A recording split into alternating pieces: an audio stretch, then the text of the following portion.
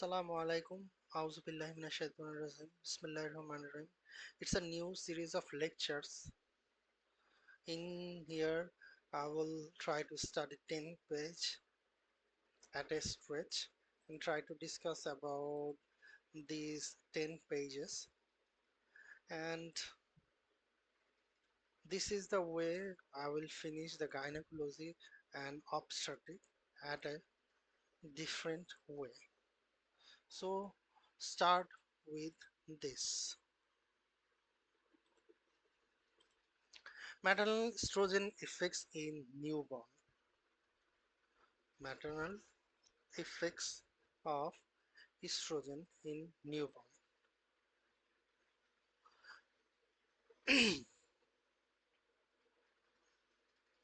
Maternal effects, estrogen effects in newborn is breast hypertrophy in girls and boys, swollen labia, physiological leukorrhea, whitish vaginal discharge, and withdrawal bleeding. These four things actually causes effect in the newborns. Maternal gland enlargement, non-purulent vaginal discharge, and mild uterine bleeding are benign transient findings commonly seen in the newborn. And these are physiological response to transplacental maternal estrogen exposure. The leukorrhea, mammary gland enlargement, and mild uterine bleeding, these are the physiological response to maternal uh, transplacental maternal response to estrogen exposure. Workup is unnecessary, just you should do reassurance.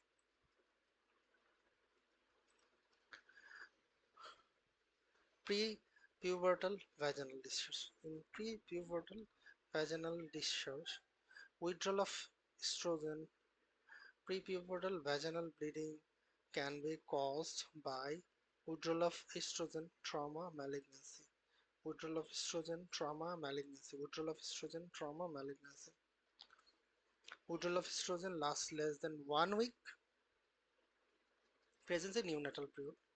Examination otherwise normal. Trauma usually can be a sign of sexual abuse. Can be a sign of sexual abuse. Genital examination may show laceration, unintentional, unintentional from fall. Malignancy, rhabdomyosarcoma is very rare. Presence age less than 3 may visualize protruding vaginal nodules.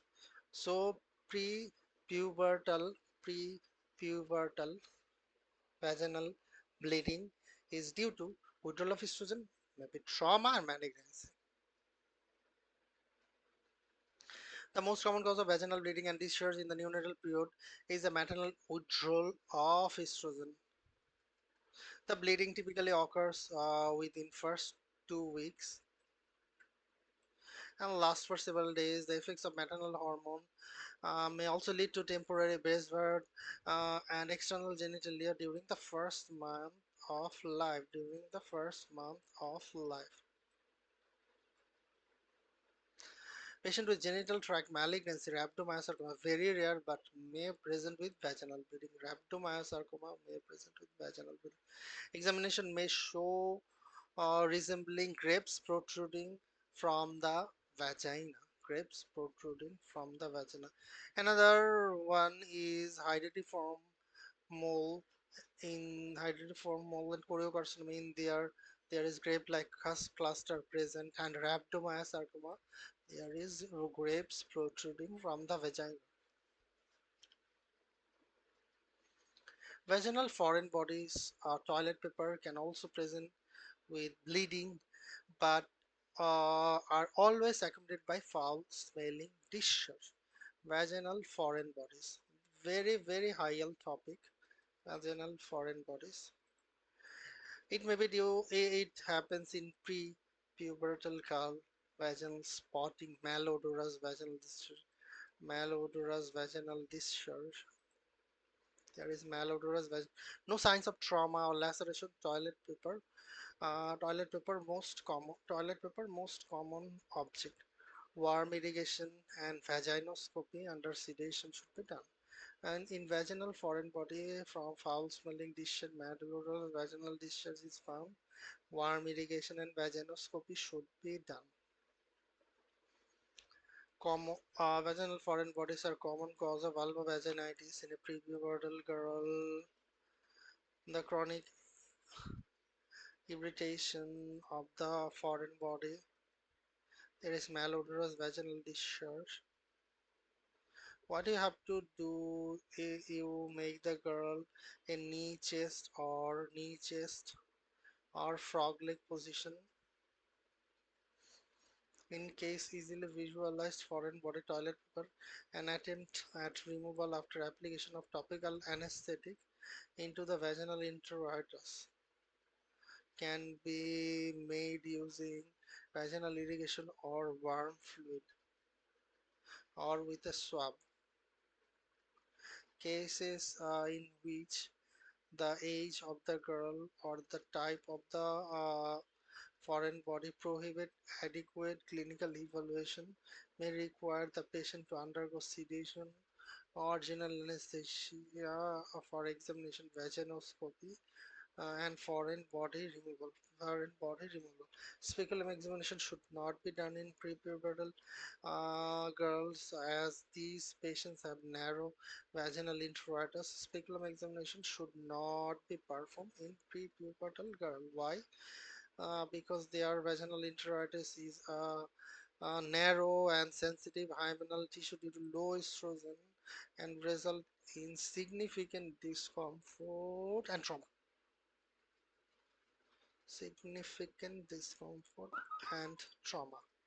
Topical estrogen is used in the treatment of urethral prolapse, a cause of bleeding in the urethral prolapse, a cause of bleeding in the pre-pubertal girl. Urethral prolapse may have beefy red protrusion at the urethra. Beefy red protrusion at the urethra.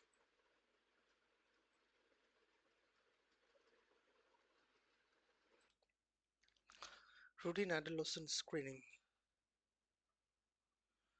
Mental health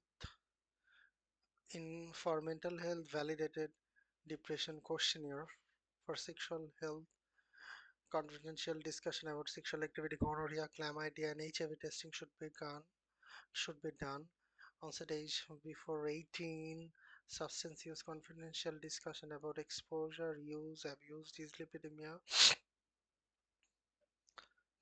dyslipidemia lipid panel once between 17 and 21 safety inquiry about bullying, inquiry about seatbelt and helmet use annually unless otherwise indicated.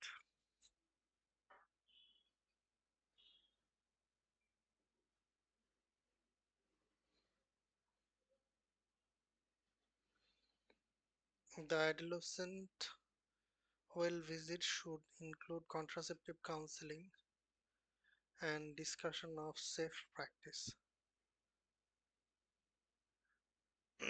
Annual chlamydia trachomatis screening is indicated all sexually active women aged less than 25. Individuals aged more than 50 requires 3 doses of human papilloma vaccine. In contrast, individuals aged less than 15 requires 2 doses. So more than 15 requires 3 doses of human papilloma vaccine to achieve immunity, and less than 15 requires 2 doses 6 months apart. 6 months apart. A serum quantity test is very sensitive and can be positive within 3 days of implantation. The urine pregnancy test can be negative for a week before becoming positive. A urine pregnancy test can be negative for a week before becoming positive. If the pregnancy test is positive, patient will require the pregnancy test is positive, patient will require pelvic ultrasound to evaluate for an intrauterine or ectopic pregnancy or ovarian pathology. If the pregnancy test is negative, if the pregnancy test is negative, abdominal CT can be considered to evaluate possible appendicitis or kidney stone. Abdominal X-ray also then be considered to rule out the intestinal obstruction. Abdominal X-ray to rule out the intestinal obstruction. Free air under the diaphragm. Free air under the diaphragm. In postpartum hypoestrogenism, elevated prolactin level are associated with breastfeeding, suppresses GnRH release, and induce a hypoestrogenic state. Patients may experience dyspareunia due to atrophic vaginal changes, dryness, loss of lubrication. Treatment is supportive with non-hormonal lubricant and moisturizer.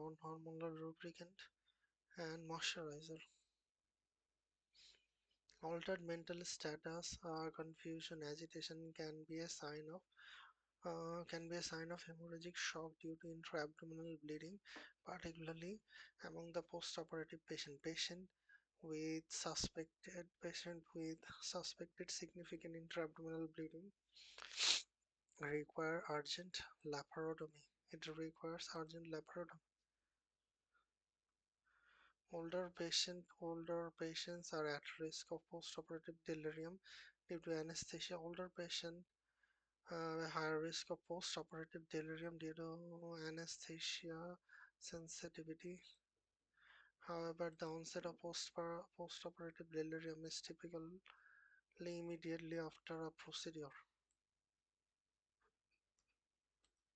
In contrast, patients with hemorrhagic shock may be normal or for some time and then after few hours develop altered mental status.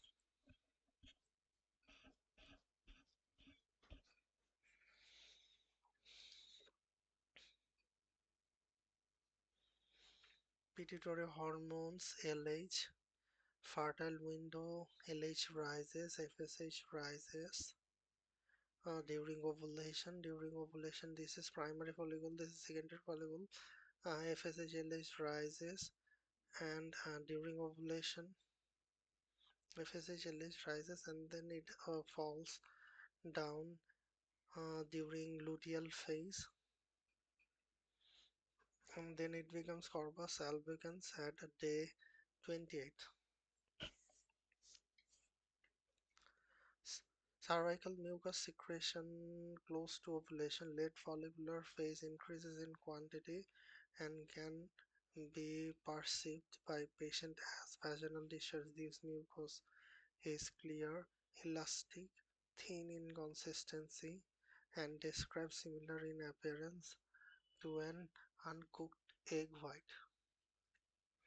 It is thought that it is thought to facilitate sperm to transport the uterus for conception.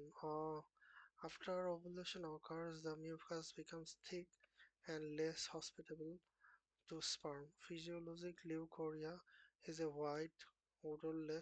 cervical white odorless cervical discharge composed of cervical mucus, normal vaginal flora, vaginal squamous epithelium. Increased amount of these normal vaginal discharge typically occurs mid-cycle 10 to 14 days after previous means as estrogen level increase prior to ovulation and then regresses. Physiologic leukorrhea presents without manifestation of infection such as pruritus, erythema, pain, or a malodorous discharge. A cervical mucus plug serves as a barrier to ascending infection during pregnancy. This brown, red, yellowish thick mucus is typically shed and during labor.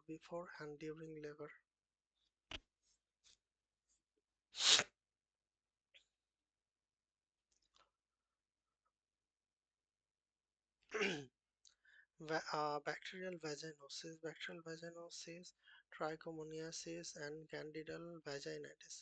Bacterial vaginosis is Gardnerella vaginalis, trichomoniasis is Trichomonas vaginalis, and candida vaginitis is Candida albicans. Bacterial vaginosis is thin, off-white discharge with fish odor. Thin, off-white discharge with fish odor. There is no inflammation. Thin, off-white discharge with fish odor, no inflammation. pH more than 4.5, there is clue cell positive whiff test is present.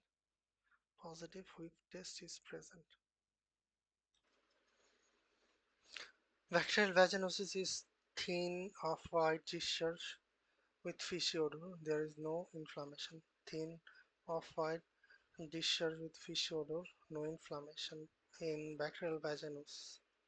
In trichomoniasis, Trichomonas vaginalis, thin yellow-green malodorous fruity discharge, thin yellow-green malodorous fruity discharge, and vaginal inflammation. And in Candida vaginitis, Candida albicans, thick cottage cheese discharge and vaginal inflammation. Thick cottage cheese discharge and vaginal inflammation. In bacterial vaginosis, pH is more than 4.5, clue cell is present, positive whiff test, metronidazole or clindamycin. In trichomoniasis, pH more than 4.5 and motile trichomonads, metronidazole treat with sexual partner, and Candida albicans normal pH and pseudo-high-Phe. Normal pH and pseudo-high-Phe fluconazole can be used. pH more than 4.5 is BT. pH more than 4.5 is BT. Bacterial vaginosis is clue cell. Trichomoniasis is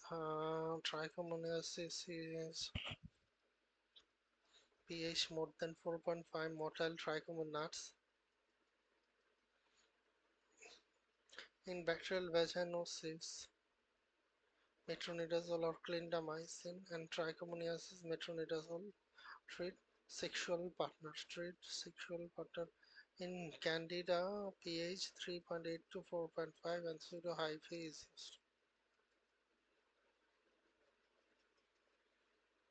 Trichomonas vaginalis can cause acute cervicitis resulting in dyspareunia from priable macular cervical lesion and punctate hemorrhage. It can also cause acute cervicitis resulting in postcoital bleeding, dyspareunia from priable macular lesion, and punctate hemorrhage. Diagnosis is confirmed by wet mount microscopy with nucleic acid amplification testing. Wet mount microscopy with nucleic acid amplification testing. In here, pH is more than 4.5.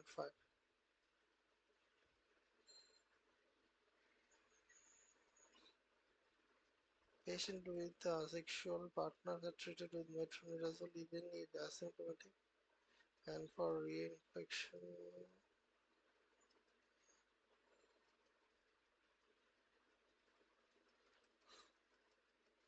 this is Trichomonas vaginalis.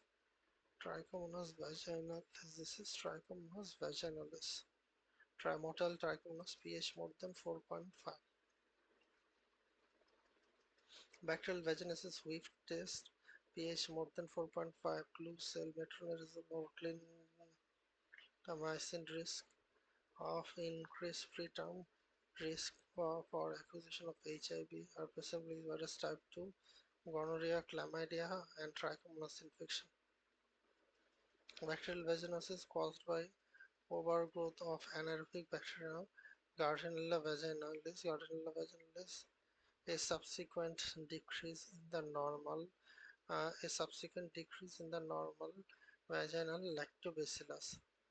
The increased vaginal pH allows the greater adherence of the bacteria to the bacterial epithelial cell, resulting in clue cell visualized on microscopy. In contrast to other vaginal infection, bacterial vaginosis, no vulvovaginal inflammation, erythema pruritus is present. Risk factor of bacterial vulvovaginalis include women having sex with men and dowsing and using tobacco. Topical symptomatic bacterial vaginosis are, are metronidazole 500 twice daily for 7 days. Or clindamycin regardless of pregnancy. Boric acid bacterial suppositories are used as an adjunct to metronidazole to for recurrent bacterial vaginosis. Metronidazole or clindamycin can be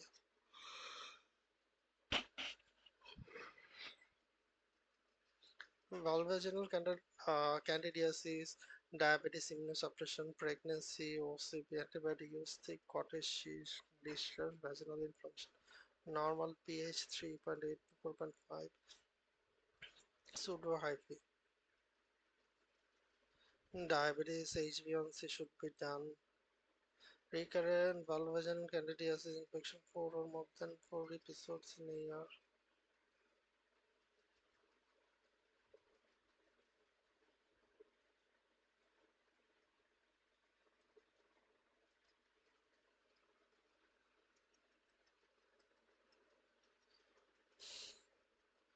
This is the fungus, this is a germ tube. Interego presence erythematous plaque associated with satellite lesion in intertriginous intertriginous area. Intertriginous area is inguinal, axillary, gluteal, and inframammary folds. Inguinal, axillary, gluteal, and inframammary fold. Patients with intertrigo have some sort of satellite lesion, have erythematous plaque in asymmetric kissing or mirror image pattern across the skin fold and multiple satellite lesions due to primary infection. Treatment is topical azoles, ketoconazole, clotrimazole. This intertrigo, this is the satellite lesion, erythematous plaque. Interstitial cystitis. Interstitial cystitis or painful bladder syndrome. Interstitial is a chronic pain disorder, typically characterized by suprapubic pain that worsens with bladder filling. The suprapubic pain that worsens with bladder filling and is relieved by relieved lymphoid and result in increased urinary frequency. Interstitial cystitis is often treated with amitriptyline in those whose symptoms may require increased dose. Chlamydia and gonorrhea in women aged less than 25, high risk sexual behavior. Asymptomatic more common would be cervicitis, urethritis, perihepatitis associated with uh, it is associated with urethritis is Fitz-Hugh-Curtis syndrome and can be given empiric ceftriaxone or doxycycline. Doxycycline confirmed chlamydia and doxycycline confirmed gonorrhea is ceftriaxone. Ceftriaxone and doxycycline empirical. Um, confirmed chlamydia, doxy, gonorrhea is ceftriaxone. PID, ectopic pregnancy, infertility, and pharyngitis. These four can happen. PID, ectopic pregnancy, infertility, and pharyngitis. This is atypical and very, very, very high yield. Sexual women aged less than 25 Chlamydia gonorrhea should be annual screening. Women age less than 25. Women age more than 25 risk factor of multiple sexual partner and inconsistent condom use. NAT test is a gold standard. NAT is a gold standard and diagnostic of chlamydia gonorrhea due to high sensitivity. Azithromycin or doxycycline. Azithromycin is safe in pregnancy. Dual therapy ceftriaxone once recommended for gonorrhea due to concern of increasing cephalosporin resistance of Neisseria gonorrhea. However, Neisseria gonorrhea has remained susceptible to ceftriaxone, particularly with increased dose, but resistance to azithromycin has increased. Therefore, recommendation for treatment of gonorrhea is ceftriaxone monotherapy. This is a 10 page of gynae. Hope you enjoyed.